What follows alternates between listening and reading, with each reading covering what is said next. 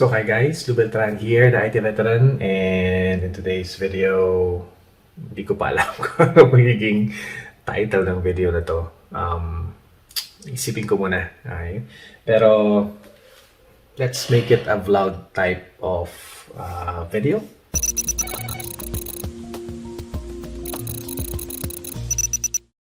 Okay. So, as of the moment, it's already 4 a.m. in the morning. Katatapos ko lang ng work. And punch out ko lang sa aking trabaho. And medyo tahimik pang bahay. Kaya I can do the recording right now. And ang ginagawa ko ngayon is I'm trying to clean out yung mga PC ko dito sa bahay. So, I have my basic PC here, and I also have yung rendering PC ko rito. So, move ko lang yung camera so that you can see. Okay. So, yan pa yung aside from dun sa mga gaming PC ko dyan at saka work PC. Okay, work laptop. So, as of the moment, dinidisassemble ko siya kasi one of my hobbies is really nagme-maintain. Okay? Mahilig akong actually maglinis ng mga computer ko. Okay? And really, para sa akin, kung ako ang tatanungin ninyo, the most basic skill set or the most recommended, ang pinaka-importanting skill set talaga. Okay? For me, based from my experience, ang pinaka-importanting skill set ng isang IT professional na kailangan niyang malaman, whether he's on the software side of things, yung software track, whether application developer siya, or whether software developer yan, or you're in the hardware track of things, you're a network engineer, or you're a cybersecurity specialist. Para sa akin, almost lahat yung mga careers na yan, dapat ang pinaka-basic skill ng lahat ng IT professionals is they need to learn how to build and maintain their very own PC. Okay? Bakit ganito? Bakit yan ang pinaka-importante? Kasi at the end of the day, whether you're an application developer developing applications for big companies, or you're a network engineer trying to maintain yung computer network ng pinagkatrabaho ninyo, at the end of the day, yung ginagamit nyong equipment is still a computer. Right? You might be using a laptop, you might be using a PC sa workplace ninyo, but at the end of the day, lahat yung equipments na yun, you have to maintain. Okay? Those equipments have to be maintained in perfect working order. Okay? And you, as an IT professional, dapat alam mong i-troubleshoot yan. Kasi even though na yung kumpanya ninyo has its own IT department, has its own desktop support specialist or IT technicians, kukunti lang yung mga taong yan and they have to support the whole company itself.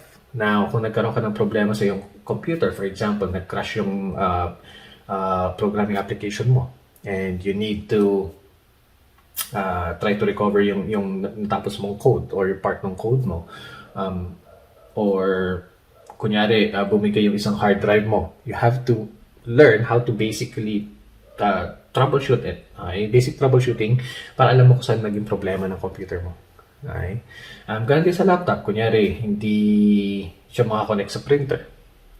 Okay? So, you have to actually know how to connect yung printer ninyo to your laptop. Yun yung mga basic skill sets. Building your own PC, maintaining yung interconnectivity, installing yung mga drivers ng mga computers and laptops ninyo. Para sa akin, that is the most important thing na kailangan pag-aralan ng mga IT professionals. Okay? Kasi, yun nga, at the end of the day, kailangan mo i-maintain yan. Okay? It's your PC, it's your personal PC. Kahit na company issued yan, it's still your very own PC. Okay? Diyan ka magkatrabaho day in and day out. So, you have to take care of that equipment. Kasi pag bumigay yung equipment na yan, wala kang magagamit sa workplace mo. Okay? And it will take some time for the replacement to come through, or the replacement hard drive to be replaced by the IT technicians or the desktop support. So, ayun ang kumpanya ninyo. being so how where do you learn how to build your very own PC, or how to maintain and disassemble, build your PCs, maintain, reformat? Saan mo nalalaman yung mga knowledge na ganito? This knowledge is actually free. Okay? Marami tayong tutorial sa YouTube. Okay? Alam niyo naman, pandemic ngayon eh. Kung manonood na rin kayo ng YouTube videos, okay, ang una-una nyo panoorin is syempre yung channel ko. Okay? Given na yan, okay, marami kayo matutunan sa channel ko. At the same time, manood din kayo ng mga YouTube videos tungkol sa mga gamers na nagbi-build ng sarili nilang gaming PC. Kasi doon yung malalaman ano yung fundamentals on how to self-assemble yung very own PC ninyo. Okay? How to choose the processor. Okay? Whether you go doon sa Intel or AMD, then you choose yung motherboard niyo, the memory, then you choose yung power supply, graphics card, then finally the case, and kung gusto nyo ng RGB lighting dyan or something, doon yung lahat matututunan yan. And lahat yung knowledge na to is free. Okay? Even doon sa pag-install ninyo ng operating system sa hard drives ninyo, okay? You can learn that for free sa YouTube. Okay? And this is the basic skill set for you to be able to become a computer technician. Okay?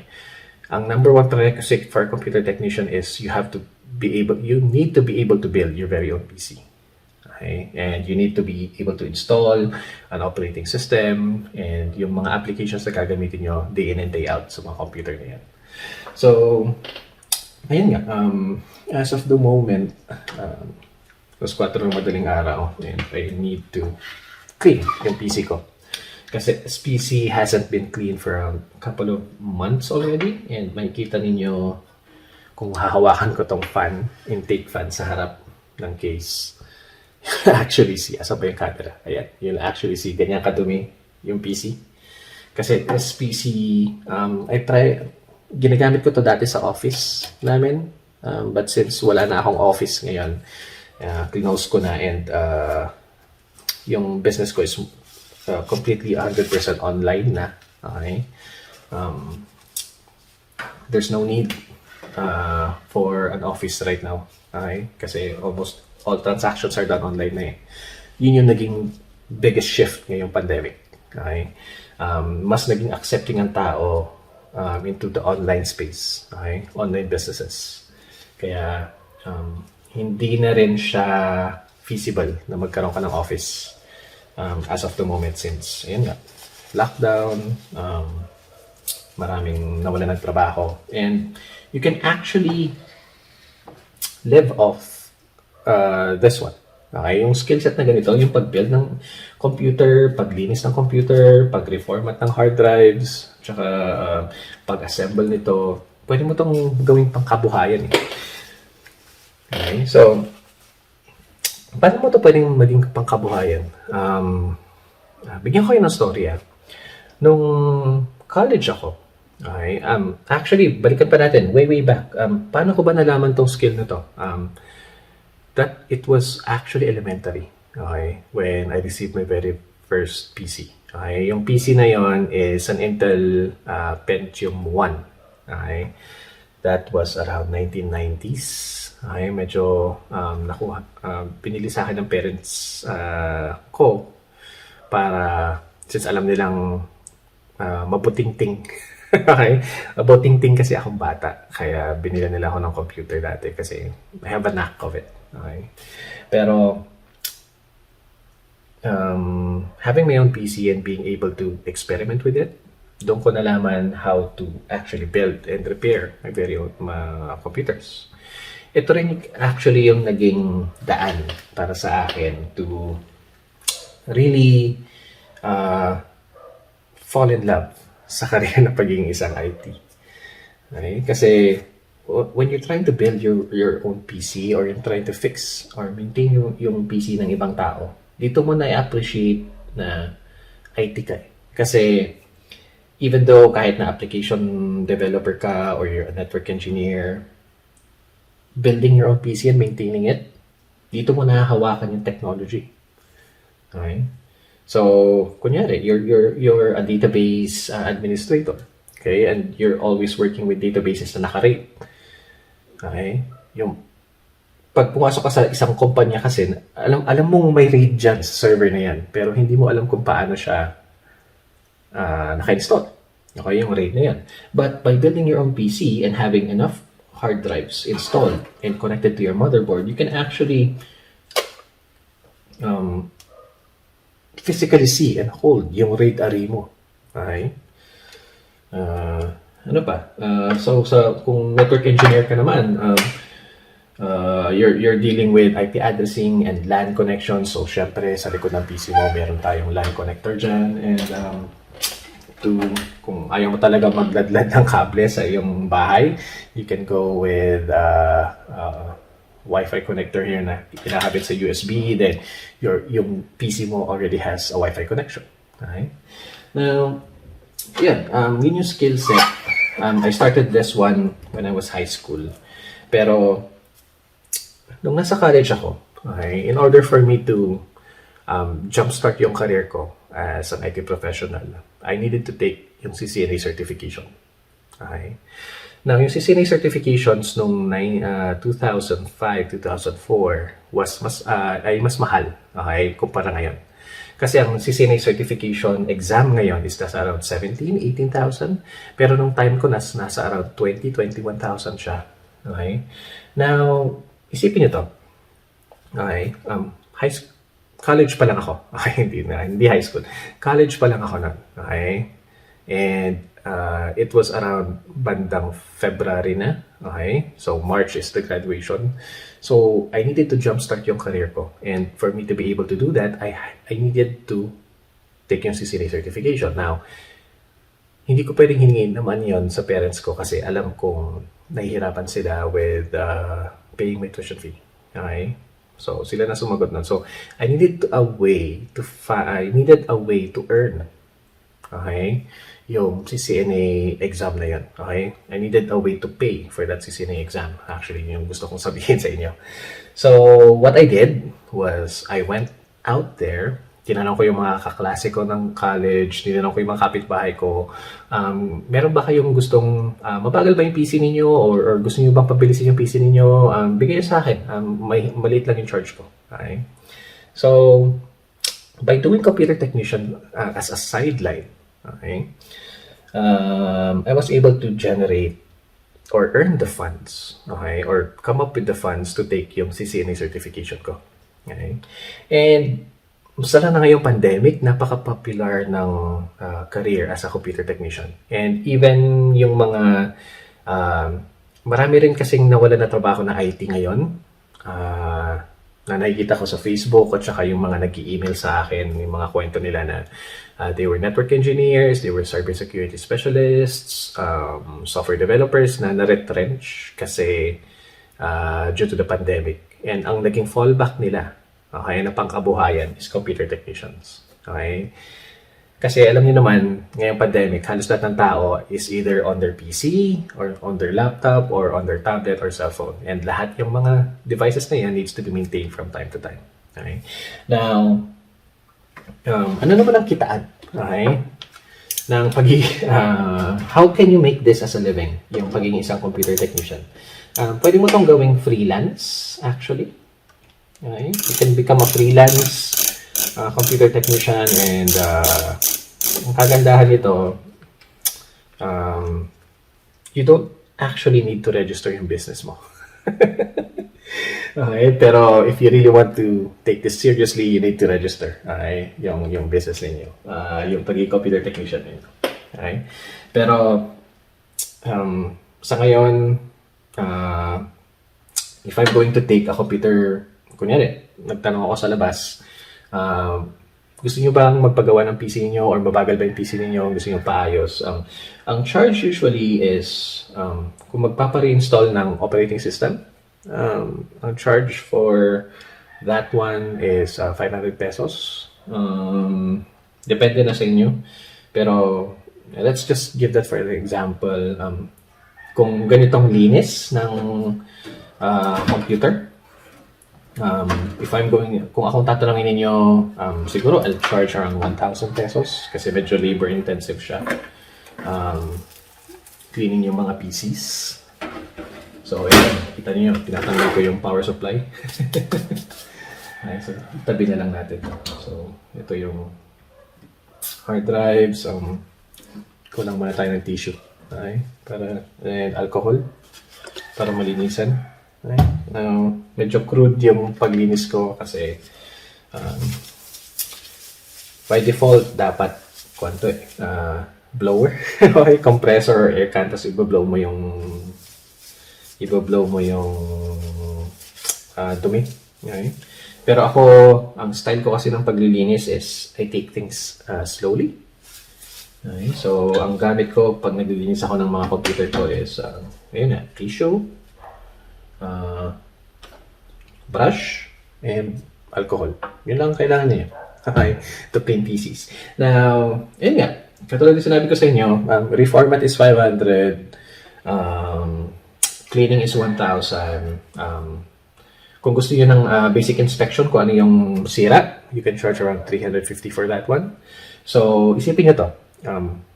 For a single weekend, okay? Isipin niyo to nanood lang kayo ng YouTube videos, okay?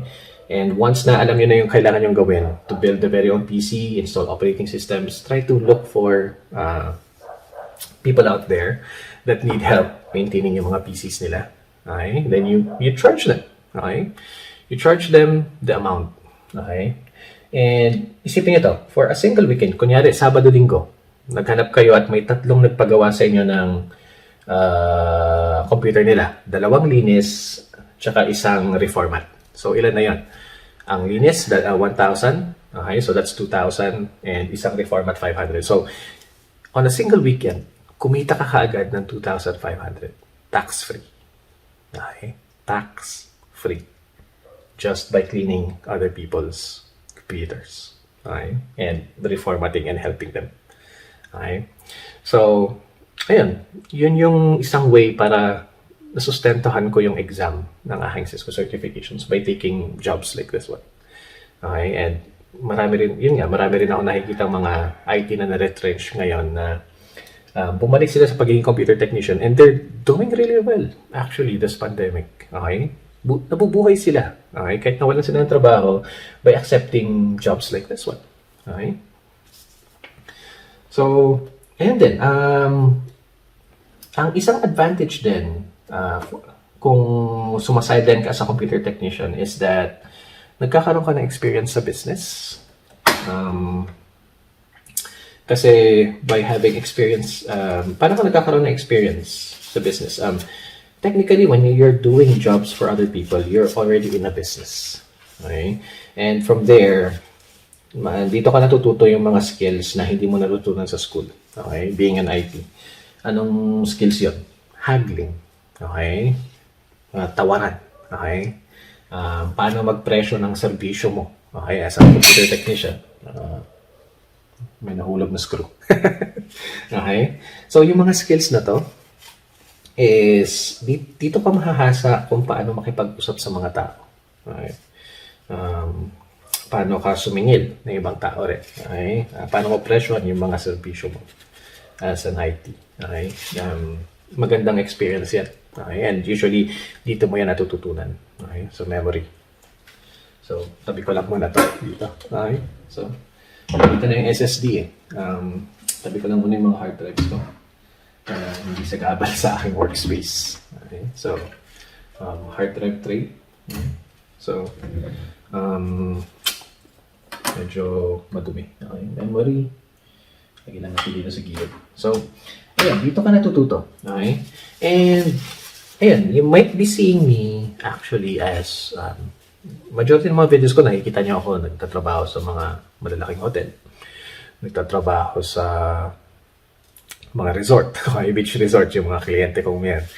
Okay, mga electric cooperatives, universities. Okay, yung mga malalaking kontrata kasi na yan, hindi naman yan everyday dumarating sa akin. Okay? Matagal na ligawan yan na process ang kailangan gawin. Okay? for you to be able to land those big contracts. So, ano ang bumubuhay sa akin at saka sa staff ko from time to time? Kung wala masyadong projects, we take small projects like this one. May dedicated team ako ng desktop support engineers or computer technicians that take cleaning jobs like this one. Yung ibang mga staff ko rin, kung walang project, we take the odd contract of installing CCTVs. Okay? Kung alam mong mag-structured cabling, napaka-peanuts sa'yo ng CCTV. Okay? Ang kailangan mo nalang pag-aralan is how to install the NVR, how to install the cameras, how to initialize the cameras. Tapos majority of the work is hilaan na lang ng kable, tsaka ilagay sa mga tubo, mga ganyan. Okay? And others. Okay? And usually, yung mga malalaking computer shops na nakikita nyo sa Manila, lahat sila nag-start sa ganito eh. Okay? Cleaning computers like that one, tapos yung mga kinikita nila, nag-level up sila, nag-level up, nakakapag-ipon to take their game, their business to the next level. Okay? So, yun. And ito yung gist ng vlog ko. Okay? I can see that sa counter na it's already 20 minutes. So, ayun. Yun yung pinaka-basic skill na I think lahat ng IT professionals should learn is to build their very own PCs. Now, hindi necessarily na dapat college graduate ka to do this. Okay? Kahit na even you're in senior high, okay? Senior high school, okay? You can actually go out and do this. Okay? Isipin mo na lang yun. Senior high school ka, nanood ka lang ng YouTube videos, then you're now already doing maliliit na sideline na ganito for other people. Okay? So, isipin mo yun. Senior high ka, kumikita ka ng 1,000 para maglinis ng isang computer. Okay? Or, kung yung nakuha mong trabaho doon sa nagpagawa sa'yo is linis plus reformat, tapos tanggal ng virus or malware. Okay? Pwede kang kumita dyan ng around 1,800 to 2,000. Okay? So, paano yung presyohan nun? Yung linis ng computer is 1,000. Reinstallation ng hard drive is, ng operating system is 500 pesos. Tanggal ng virus at saka malware, 500 pesos. So, 2,000 na yan. Okay. Now, backup ng files, you can charge around 250 to 500. Depende sa inyo. It's really your rate. Okay. Diyan mo mahahasa yung skills ng pag-negotiate at saka kung paano presyohan yung servisyo nyo. So, yun lang. Sa ngayon, may kita nyo, tabi ko lang nila itong napakaduming power supply ko. Okay. So, basically, ito yung work area ko. Okay. This is glass. So, tissue. Okay. Yan lang. You might think na napakabagal kong computer technician. Okay. Pero really, since this is my very own personal PC, I can take my time.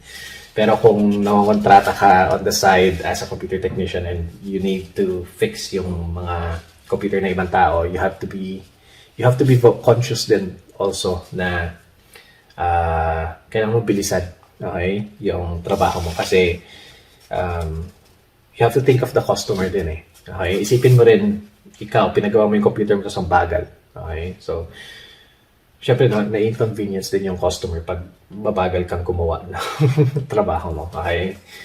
Yung paglilinis. Pero for me, since this is my personal computer and meron pa ako isa rito plus yung mga laptops ko, I can take my time. Okay?